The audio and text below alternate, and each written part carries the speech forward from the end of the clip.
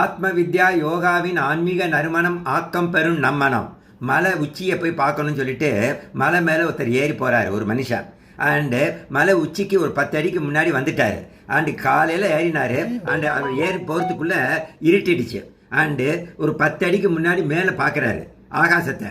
And மேக கூட்டங்கள் அந்த நட்சத்திரங்களை அப்படியே மறைச்சிக்கிட்டு ஓடிக்கிட்டே இருக்கு. இதை பார்த்துக்கிட்டு இருக்கும்போது கால் இடறி கீழே விழுந்துடுறாரு. மலை மேலே விழலை, மலைக்கு வெளியில் அந்த ஆகாசத்தில் விழுந்துடுறாரு. அப்படியே கீழே போகிறாரு. இருட்டில் போய்கிட்டே இருக்காரு. என்னை காப்பாற்றுங்க காப்பாற்றுங்கன்னு மரண பயம் வேறு அவருக்கு பிடிச்சிக்கிச்சு. அண்ட் ஒரு இடம் வந்த உடனே டக்குன்னு அப்படியே அவரை ஒரு கயிறு வந்து பிடிச்சி நிறுத்துது. ஏற்கனவே இடுப்பில் மலை ஏறுறவங்க மலையோட கயத்து கட்டின்னு இருப்பாங்க. ஸோ அவ்வளோ பெரிய மலையிலேருந்து வந்துக்கிட்டே இருக்கும்பொழுதோ ஒரு இடத்துல நின்றுடுச்சு. அப்படியே அந்த இடத்துல அந்த ஊஞ்சல் மாதிரி அவர் தொங்கிக்கிட்டு இருக்காரு. மரண பயம், இருட்டு வேற. எப்படிடா நம்ம மலைக்கு போகிறது முடியலையே, அண்டு கீழே விழுந்தா என்ன ஆகுதுன்ட்டு. அப்போ கடவுளே உன்னை விட்டா என்னை காப்பாற்றுறதுக்கு யாருமே இல்லை, எங்கே இருக்க, ஹெல்ப்புன்னு கேட்குறாரு. அப்போ ஆகாசத்துலேருந்து ஒரு அசரி கேட்குது. ஓ மனிதா, இப்போ என்னை என்ன செய்ய சொல்லிக்கிறான்னு கேட்குது. நீ தான் என்னை காப்பாற்றணும், உன்னை விட்டால் யாரும் காப்பாற்ற முடியாது அப்படின்னு சொல்கிறாரு. அப்போ நான் சொல்கிறபடி நீ ஒன்று செய்யறியான்னு கேட்குறாரு. செய்யறேன் அப்படிங்கிறாரு. அப்போது உன் கழுத்து ஒரு கயிறு இருக்கு இல்லையா இடுப்பில், அதை உன் கைகளாயிலேயே அறுத்தி ஏறி நீ கீழே விழுவ, நான் உன்னை பிடிச்சிக்கிறேன், இதை விட்டால் வேறு வழி இல்லைன்னு சொல்கிறாரு கடவுள்.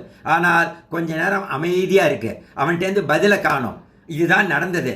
காலையில் அங்கே மலை ஏறி ரெஸ்கியூ டீம்னு போவாங்க, யாராவது கீழே விழுந்திருக்காங்களான்னு பார்க்க. அப்போது ஒரு மனிதன் கெட்டியாக அந்த கயிறை பிடித்து கொண்டு அந்த பனியில் உறைந்து பிணமாக தொங்கிக் கொண்டிருப்பதை பார்க்குறாங்க. அதை அப்படியே ரெக்கவர் பண்ணி எடுத்துக்கிட்டு போகிறாங்க இதுக்கு மார்ச்சரிக்கு. ரைட்டா? So this is what is happening. ஒரு அருமையான கதை இது. இதனுடைய டேக்அவே என்ன? Very important point. மனிதன் இப்படி பல கயிறுகளை, பற்றுக்கள், அட்டாச்மெண்ட்டை கெட்டியாக கடைசி வரை பிடித்து கொண்டு விடாமல் இருப்பதால் சம்சார விபத்தில் இருந்து காப்பாற்ற கடவுள் தயாராக இருந்தாலும் அவன் கடவுளை பற்றாமல் உலகப்பற்று என்ற கயிற்றை பிடித்து கொண்டு துன்பப்படுகிறான். கடவுளிடம் சரண் அடைவது என்பது அவ்வளவு சுலபமல்ல. உண்மையான பக்தி ஞானப்பாதையில் போவதை விட கடினம் என்று இதில் தெரிந்து கொள்ளலாம்.